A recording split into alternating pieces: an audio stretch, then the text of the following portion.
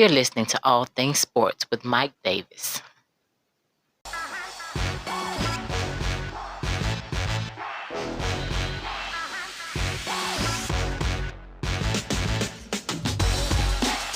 Hey, what's going on, everybody? Glad you can join me on another podcast of All Things Sports here on this Saturday with Mike Davis.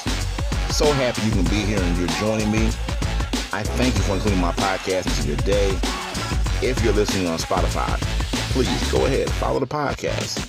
If you're on YouTube, same, please go ahead, comment, like, subscribe, all that good stuff. Go to the Facebook page to get in contact with the show for comments or any suggestions. I won't take up much more of your time. Let's get into it. All right, so I wanted to start the podcast off today paying my respects to a rap hip-hop legend, and that is to one Mr. Earl DMX Simmons. I grew up listening to DMX. I loved his early work, his his early catalog. Unfortunately, but before I go into that, unfortunately, is I'm sure as you know by now, the whole world knows this, that DMX lost his life yesterday due to a overdose that caused some complications, such as having a heart attack after overdosing. But I don't even want to get into all that. I just want to stay on the positive of what DMX brought out in people. DMX is one of those guys where you can tell he was misunderstood, but he was the guy that you can see that if you watch any of his videos, he would give you the shirt off his back. And I don't think he was putting on an act. Like, that was really DMX. That was him. And, I first got introduced to DMX back in 1998 with his first album, It's Dark and Hell is Hot. Now, there was a video that played on the station. I started chuckling because back in the day, I know there's probably no young kids even listening to this, but when I was coming up, when MTV started to die off and they were showing more of the reality stuff on MTV, you had this thing called The Box that was around. And that's really how I was introduced to DMX. One of his singles, Stop Being Greedy, me and my brothers would watch that. We would wait for that video to come on all the time on The Box. And there was another one, another single off of that, It's Dark and Hell's Hot. I can't think of the song off the top of my head, but he had a video to another single on that album. We watched that all the time. And I remember when I saw people online saying that the Rough Riders album was a great DMX album, but I have to correct you guys. It wasn't a DMX album. It was a Rough Riders compilation, which was a great album nonetheless. Nonetheless, a great album. But DMX, man, I mean, he touched a lot of people, and it's sad to see one of our icons, one of our legends, lose his life in the manner that he did. So if you have loved ones out there that are, they're suffering from any type of substance abuse, or they just need someone to talk to, go ahead and, reach out to that person and see what it is that you can do to help that person, So let's try and spread more love around and keep away from all this nonsense, this trivial nonsense that's going on in the world today. But I want to say RIP to DMX, a guy I grew up listening to. I still listen to him. I was talking to my brother.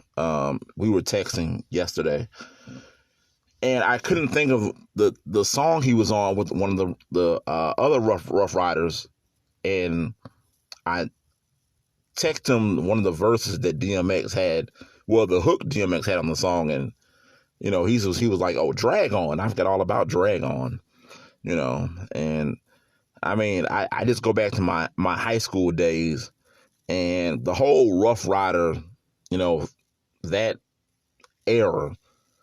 I mean, just wow. Great music, great hip hop. Again, RIP to DMX. All right, so I'm sure you've seen the title by now, and we are going to go ahead and get into it. So, if you don't even have to follow sports. This made news outside of the sports world. The Braves, they lost the All-Star game. It was moved out of Atlanta to Denver because of the voter law that was put in place by Governor Kemp here in Atlanta, my city where I live at. So this story comes from, this is a story online, and this is from CBS Sports. So Coors Field will host the 2021 Major League Baseball All-Star Game after the league moves the game from Atlanta. The game is scheduled for July 13th. Major League Baseball announced last week that it was moving the game from Atlanta in response to the new voting laws passed in Georgia. This will be the second game, All-Star game that will take place in Denver following the 1998 Midsummer Classic. Major League Baseball explained the decision in a statement saying, Major League Baseball chose the Rockies because they were already in the bidding process to host a future All-Star game. The Rockies had supplied a detailed plan for hotels, event space, and security that took months to assemble, and Major League Baseball staff had already made several site visits to Denver. In addition, Governor Jared Polis and Mayor Michael Hancock both committed to provide fumbling all over myself. Committed to provide the necessary facilities and services needed to support this year's festivities. Major League Baseball chose to pull the festivities from Truist Park in Atlanta as a gesture of protest over the recent passage of voting laws in Georgia. All right, so I'm sure you're here to hear my thoughts. So here are my thoughts on this whole All-Star game being pulled because of basically political correctness or political incorrectness. Is that even a word, incorrectness? First, let me state, I would never want to oppress anyone who can legally vote. Anybody who can legally vote, I would never want to oppress that person. If you can legally vote, then go ahead and go out there and vote for whoever it is you need to vote for. I want to get that out first. Because a lot of people might not, well, I won't say a lot of people, but my own people might not agree with me when I say this. And I want to say this goes across the board, in my opinion. It doesn't matter if you're black, white, Asian, Latino, whatever. I don't care. This is across the board what I'm going to say. So it seems that the major hangup on this whole voting law being passed is the ID requirement for mail-in voting. Okay, that is replacing the signature match process. It also the new law bans anyone from giving food or drink to a voter waiting in line at any of the polling places for about 20 to 25 feet within the polling, within the place that you're going to be voting at, any of the polling places. So it also limits where an absentee ballot drop boxes can go.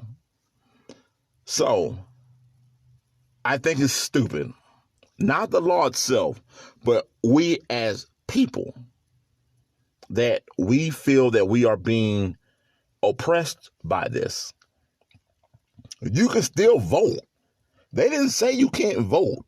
Now, a lot of people that are my color, black, or you have other people who are brown, feel that this is oppressing them and that some people aren't going to be able to make it to some of the voter boxes since the absentee ballot drop boxes will be limited to certain places. But I've also seen where, when it's time to vote, you see a lot of organizations that will get vans and buses, and they will take people that aren't able to get to the polling places. Well, they'll take some of them to the polling places and wait for them and drop them back home. I just think that a lot of the times we just want to be heard. We just want to be out there just making noise, because I don't understand it. You need ID to do anything else. I don't understand why it's a problem to have, an ID for your mail-in voting. What's the issue? If I was a politician, I'm not going to lie. If I was a politician, I want people who can legally vote to vote for me. I don't want people who, that aren't legally able to vote to sway votes another way. So I get it.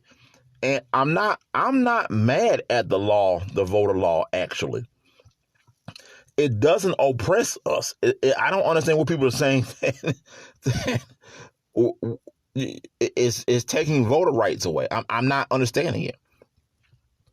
All it's saying is you can't order food or be bought, drinks within 20 or 25 feet of the polling place, which I don't have a problem with. You can still eat in line, If you ever gone out and vote, the lines are long,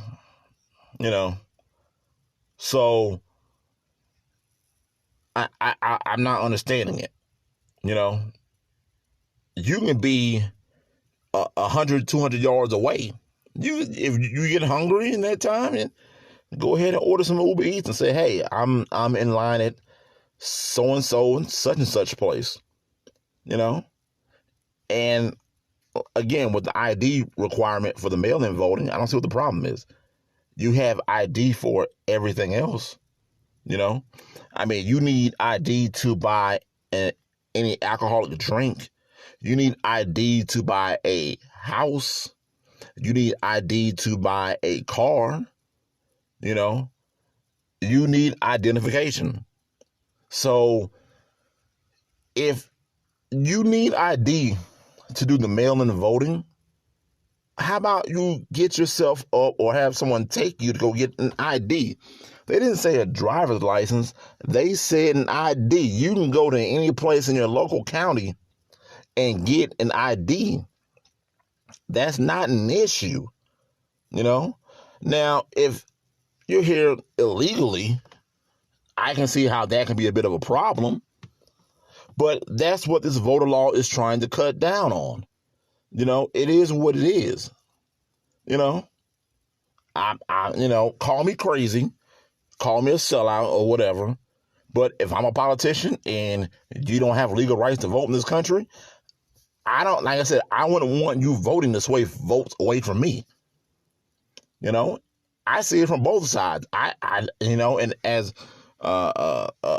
American citizen, I have no problem with having ID. I have an ID now. Who doesn't have ID? I have to drive to work. Look, people are making a fuss over nothing, I believe. The All-Star game did not have to leave Atlanta. This was Major League Baseball bowing down to something that's greater than, I really don't want to talk about all that. But also, as well, the baseball's commissioner, I don't know his name, but I saw that he normally attends the Masters down in Augusta that is going on right now, right here in Georgia, down in Savannah.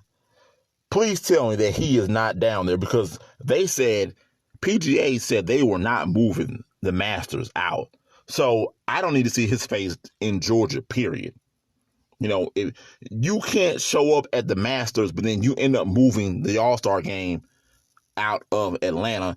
And then also, you cost the economy of Atlanta, millions of dollars. There were people that were going to bank on that, on that money that was coming in. And I think people don't see the bigger picture sometimes. And I'm sorry. This law look, I know, as a black man, trust me, I know what oppresses black and brown. This law ain't one of them. This ain't one of them. Okay? Our voting rights weren't taken away. It just asks, hey, if you're going to do the mail-in voting, ID is required instead of the signature match process. And you can't have food or drink near the voting polls within 20 to 25 feet. It's that simple, people. It is that simple. So those are my thoughts. I'm pretty sure, like I said, me as a black man, people are going to hate. I'm going to be called a sellout. I might even hear something from my friends, about this. So at the end of the day, it is what it is. The All-Star game never should have left Atlanta, but hey, what are you going to do about it? All right, so this day in sports, over on the history side, April 10th, 1947, Jackie Robinson becomes the first black baseball player to sign a Major League Baseball contract. So there you have it. Shout out to my man, Jackie Robinson. Hey, look, that's all I got for you today, folks. I thank you for including my podcast into your day. If you're listening on Spotify, follow the podcast. If you're on YouTube, subscribe, comment, like, all that good stuff. Go to the Facebook page to get in contact with the show for comments or suggestions. You've been listening to All Things Sports with Mike Davis. And remember, it's your world. I'm just giving my opinion. I'm out. Peace.